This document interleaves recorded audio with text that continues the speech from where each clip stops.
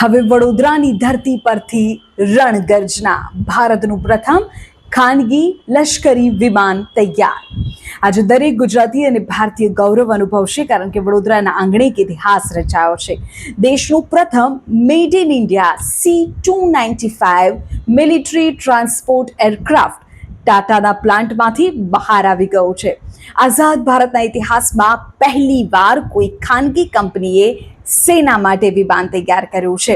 વડોદરામાં આવેલી Tata advance system limited TASLની ફેક્ટરીએ કમાલ કર્યું છે.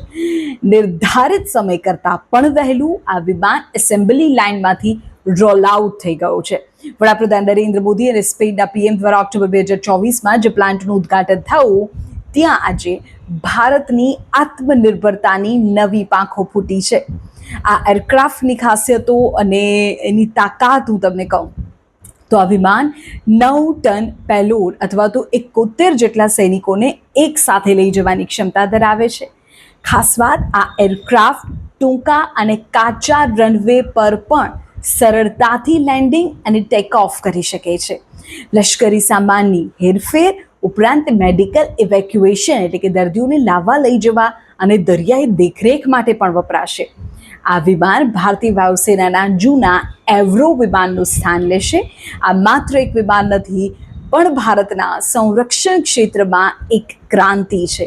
આ પ્રોજેક્ટ હેઠળ કુલ 56 વિમાનોમાંથી 40 વિમાનો આપણા વડોદરામાં બનશે. ખાસ વાત એ છે કે આ વિમાનના 70%થી વધુ પાર્ટ્સ ભારતમાં જ બનાવવામાં આવ્યા છે, જેનાથી હજારો લોકોને રોજગારી અને સેંકડો MSMEને પણ વેગ મળશે. તો વડોદરા હવે માત્ર કળા અને સંસ્કારની નગરી નથી રહી, પણ હવે ભારતના સંરક્ષણનું એવિએશન હબ બની ગયું છે.